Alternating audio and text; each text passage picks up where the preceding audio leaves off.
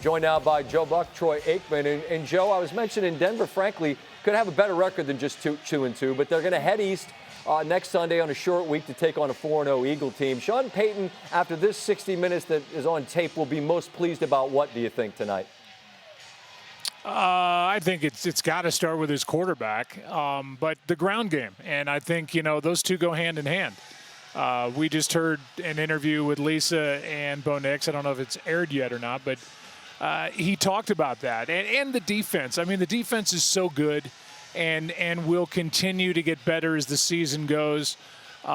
There's a lot to like with this Denver team. And I think Sean Payton is all in on Bo Nix. I mean, all in. And so he, combined with this young man, will figure out ways to win games. But when they can run the ball like they did tonight, they've got a lot of weapons on the outside. They're going to be a handful, I think, next week and for the weeks to come. And you're right. I mean, you are what your record says you are. There's no doubt about that. But, they could have a much better record than 2-2. Troy, we talked before the game about Bo Nix and certain things you're hoping to see. Did you see some of those flashes tonight in this convincing victory? Yeah, I did. And, there were some drops. There's always things you can clean up. But, I mean, it's hard to argue with 500 yards of total offense. But yet we can argue about some things, which kind of tells you kind of the problems that are happening on the other side with the Cincinnati Bengals. But, yeah, I think Bo Nix is going to be just fine. And if they can continue to run the ball, they're not going to run it the way they did tonight each and every week. But if they can lean on that a little bit more, have a little more consistency like they had this evening, it takes so much of the pressure off of Bo Nix. But I do like him. He played a lot of college football. He was more prepared than most coming into this game or coming into this league. Right. And then last year did a lot of great things. And with the defense, that defense will be top 5 defense by the end of the year. So I fully expect the Broncos to be right in the hunt all the way till the end. Troy, I appreciate your candor. I know our viewers do as well. And look, this Cincinnati night tonight was a disaster. They had 11 penalties that were accepted. They scored just 3 points. They've been outscored 76-13 the last 2 weeks. They were 2-0. We understand Burrow got hurt. Browning helped lead them to a comeback win to get to 2-0. But the wheels have totally fallen off the bus in these last 2 games. A long list of things to fix. Where do you even start if you're the Bengals? Well, were you setting me up so I'd give you an unvarnished opinion where I could just be in the headlines tomorrow night? I'm not trying to get you in trouble. I'm just like, it wasn't a work of art tonight. I think that's a fair way to frame it. Yeah, no, this was an embarrassing effort. I think Zach Taylor will be the first to tell you that. There was nothing that you walk out of this stadium feeling good about. And so where do you start? Gosh, how about let's just start with not being penalized so much, or pre-snap, which is kind of what they teach you back in Pop Warner football, how to get lined up and how to get the ball snapped without taking a penalty. So, it's interesting, Scott, that for an organization that's been so good offensively for so many years, in 3 of the 4 games, they've had 170 yards or less of total offense, and their lowest total was week 1 with a healthy Joe Burrow. Right. So there's not a lot to get excited about right now. And, that's it. But we got this, Joe. Joe, we got this. We got 3-1 Jacksonville. We got 2-2 Kansas City with a Lightning Bolt. Big win, huh? Ready to get excited and go down to North Florida? Let's do it. I can't wait. You going to be there? We're going to see you there? Yeah, come on. I mean, we got to come to New York for the doubleheader. We'll be down we'll see you there. Travel safe, Joe. Right. Let's do it. You guys are the best. I appreciate you. Thank you, Scott. Natty and Courtland Sutton, who caught a touchdown, joins us. Courtland, congratulations on the victory. I was saying with Joe and Troy when I visited with them postgame, your record's 2-2. I feel like you all are a whole lot better than that. Frankly, a little unlucky, I believe, to be there.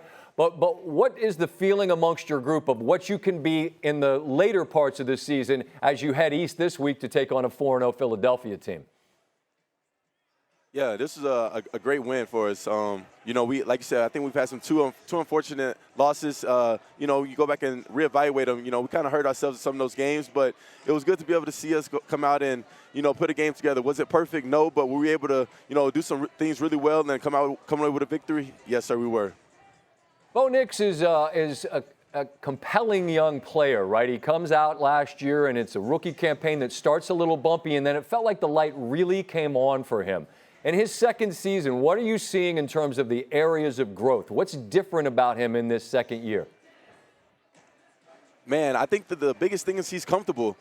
It's really cool to be able to see how comfortable he is and how confident he goes out there and plays. I think he played with a lot of confidence last year, but, you know, with any rookie, I think there's the unknown that's always there. But I think he knows that, you know, what he's capable of being able to do from what he did last year, and then, you know, just the work they put in this offseason, and, you know, seeing the growth that he's had over these first 4 games, man, it's really promising to be able to see him go out there and play with such enthusiasm, play with such grit and such confidence. You know, it oozes into the rest of the offense. It's a bottom line business, Courtland, so I don't know how much room in your heart you have to feel bad for the other side. But when you see your defense start really turning it into a feeding frenzy, man, I don't know. Can you look at a night like this for Cincinnati and go, man, I'm glad it's not our group that's going up against this defense, because you've got a really talented bunch on that side of the ball? Man, I've been saying this since training camp. You know, we get a chance to go against one of the best defenses in the NFL, you know, day in and day out in training camp. And, you know, it also makes us better. But then you get to go sit on the sideline and watching them go out there and pose their will on defense, on other offenses. Like you said, I'm glad that it's not us out there having to go against them, because when they're firing on all cylinders, it's a lot of fun to watch. Your position is one, Courtland, where it's a crowded group at the very top of the very best. And I feel like we've seen you take a step forward, and this year, coming into this year, there was more chatter about what you could be. Where do you feel like you are in your trajectory in your career in terms of becoming one of the true wide receiver ones in the National Football League? Yeah, I think each year, you know, I come in, I tell people, you know, I think that there's a lot of limitations that the outside tries to put on myself. And, you know, it's always fun to be able to go into the off seasons knowing that, you know, there's an opportunity for me to grow and to continue to develop myself into a, you know, the player that I feel like I'm able to be. And then, you know, having great guys around me. Bo Nix is a guy that I'm able to lean on. You know, we talk a lot in the off season, and he's always motivated me to understand that there's more, and that he believes in me and believes in the abilities that I'm capable of doing, and wanted me to be able to tap into, you know, another level. And, you know, I got a great room as well, man. I got a great group of wide receivers, young guys, and, you know, some vets in there. And, you know, it's really good to be able to have guys that are always pushing you to, you know, be a better version of yourself. And I'm just grateful. I'm grateful for the opportunity, grateful that, you know, I have such a good support system around me. And, you know, thankful, Coach, for all the coaches that are around me, you know, Coach Payton and Coach Carey. You know, I got great guys around me. It's important to grow, and I think part of growth is being accountable. And, Courtland, this is where I tell you that last week I lost a fantasy football game because I left you on the bench, and I will never make that mistake again. I want to tell you I am sorry I made that mistake. I have belief in you, and you will always be in my starting lineup. I learned my lesson, but I'm trying to grow right now and to just share with you publicly that I feel like a fool for doing what I did. But now I get to tell you I'm sorry. So that's me trying to be accountable to you. Mr. Scott, I do appreciate it. It's hilarious because I heard somebody tell me that they lost because of me today in fantasy as I was running to the tunnel. So that's too bad. I appreciate the accountability, and, you know, I'm going to make sure I'm holding up my end of the bargain moving forward throughout the season. I know you will. I know you will. And I mean this sincerely. I'm not worried about what you do on the field, catching touchdowns or whatever else. I said this earlier to Jamar Chase, and then we saw another injury tonight. Good health to you throughout the season. That's the most important thing. Continue to do your thing, man. It's fun to watch you do what you're doing on a nightly basis. Thanks so much. Yes, sir. Thank you very much. Thank you for having me. It's always a pleasure. All right. Likewise. Likewise. What felt better tonight? Well, I think, you know, we were able to move the ball early. We got some points. Our defense did a great job. It's, you know, really fun to play when your defense gives up 3 points. And so, you know, a lot to improve on. Still got to cut down on the penalties, but I'm excited where we're at. I saw you go over to J.K. Dobbins and say, "We did it. You got a 100-yard rusher." Just why was that so important? Well, it's because we haven't had one in a while, but he ran the ball great tonight. I mean, from my perspective, he does a great job of just getting in and out of breaks. He gets the tough yards. He's a really tough running back, hard to bring down. Gets through the gap of the offense pretty good, and then he's hard to tackle. So I'm just proud of him. He's worked really hard since getting here, and he's really showing those guys the way. And RJ had a great night tonight, too. Congrats on the win. Thank you very much. Go Broncos.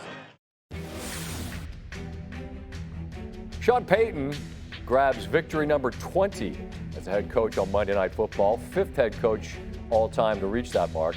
His teams have scored more than 28 points per game in those spots, the 3rd most of any with 10 career Monday Night Football games. Of their star wide receiver Jamar Chase evident throughout here visiting with his head coach. There on the bench. You wonder what he's saying. We can't hear him. Well, we could when he was in the locker room. Here he is. It's not good. Ever losing, so gotta learn from it. What's going through your mind right now? Trying to overcome adversity. Get some wins, man. Gotta do better in the game. Just gotta get better at getting first downs. How frustrated were you tonight? Say it again. How frustrated were you kind of as that game went on? I'm always frustrated if I'm losing. You know what I'm saying? But it's part of the game, man. You know, sometimes your emotions take over. Sometimes it look like what it's not supposed to. But yeah, it happens. We saw that you and Zach had an interaction after one of the drives. What did you want to convey to him as you came off the field? We're just talking about the possession, talking about what plays we can run, and how can we attack certain coverages and get our playmakers the ball. One thing that Zach did say was the fact that he loves the way he competes, no matter what the score is. Why has this team not been able to compete on the scoreboard the last two games? Tough to say, man. Honestly, we go out there and we lay eggs sometimes. We're not capitalizing on.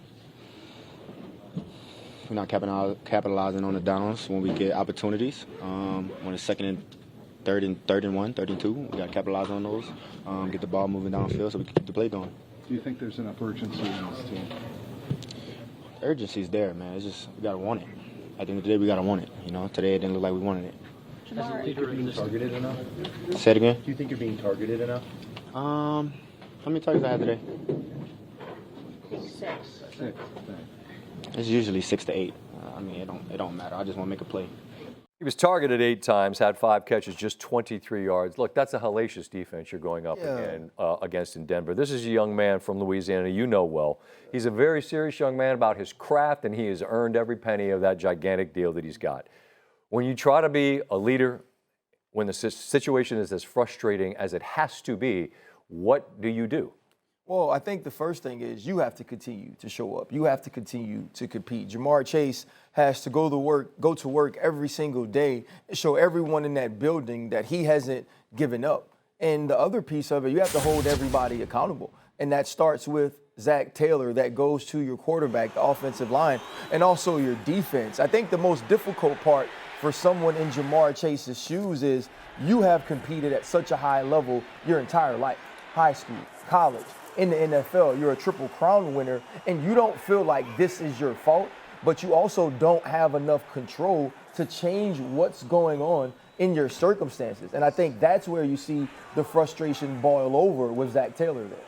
Right, and I think that to be outwardly frustrated, to let your emotions be visible, it's entirely understandable. I mean, you play at a level that very few do or can, but just it seems like, again, I mentioned this with Troy, and I wasn't trying to get Troy in trouble with anybody. I mean, look, the numbers are the numbers. They've been two horrendous games in a row where, like, people talk about Joe Burrow coming back, and if they're still in the hunt, they got to figure out. Scott, I don't want to underestimate what Joe Burrow means to this team. However, we watched it last year. Yeah.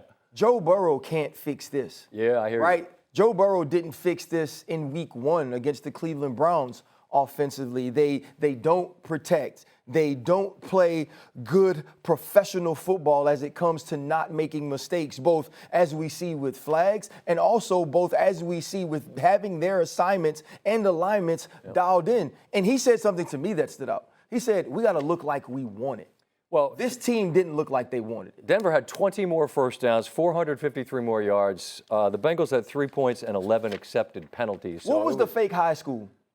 That the fake high school that was going around playing the top high school. Bishop somebody. Bishop Sycamore or something like that. That's who the Cincinnati Bengals look like right now. Bishop Sycamore. They're in the last 2 games to be outscored in the manner that they have. But tonight, he said they laid an egg. They didn't lay an egg. This team almost did not show up, right? There is a level of professionalism that is expected of you every time you step on the field. And when that line or that standard isn't held, that's on everybody in the organization. And if this is one of 8 games in the 1 o'clock window, it's bad, but it's not as you're on the stage, man. It's Monday night, the lights are bright. On the other side, Denver gets the victory. Once they scored and we're up 7-3, it was kind of a wrap. What can you show us that's a little bit more positive? Well, yeah, so the one thing I want to show about Denver is the design of this play, right? And so we're going to get a jet sweep, and I love the fact that they got the football into their playmakers' hands. But what you're going to see here, we're going to get a block down right here from the tackle, and the rest of the line of scrimmage is all going to flow away from where the ball is going to end up going, and they're also going to get J.K. Dobbins to move away from that. Now, what they're going to do and what that does is that's going to leave the end man on the line of scrimmage free. So you're going to say to yourself, what and who is going to take care of him? Now, obviously, we're going to get the jet sweep, and on the jet sweep, he has to beat him, but they're also going to bring back the tight end to try to seal and get in the way. So as we let this play go on, right, you're going to see everybody move here away from the ball, and now we have the jet sweep. Now, the jet sweep gets around quickly, and I want you to see here is the block that springs the play. They're going to move into a cover 3, which is going to put Geno Stone right in the alley with an opportunity to get the running back on the ground. As we let it play here, look at that seal block that springs him. There's going to be a seal block right here, and it's going to spring him, and he's going to get to the outside. What has to happen is this cornerback right now has to crack replace. When he sees this block take place, he has to crack replace, and now it's on the runner to beat him around the corner. And we're going to see that they're not lined right. They're not good in place. Newton misses the tackle. Mims Jr. scores. This is one team executing and another team not executing, Scott. And we saw that entire night. When you get one team that gets over 500 yards and the other team doesn't get 200 yards, that means the team that had 500 yards was prepared to execute and the other was not. And there's a smile on the face of Brett Bielema, who coaches Illinois, because that's Pat Bryant that was the rookie who gets that block. Yes. And it's like every receiver wants to touch the football, but there's other ways you can impact the game, and he did right there with a tremendous block. The speedster Mims gets wide for the touchdown. Denver cruises. They're 2-2. They come back east to play Philadelphia next week.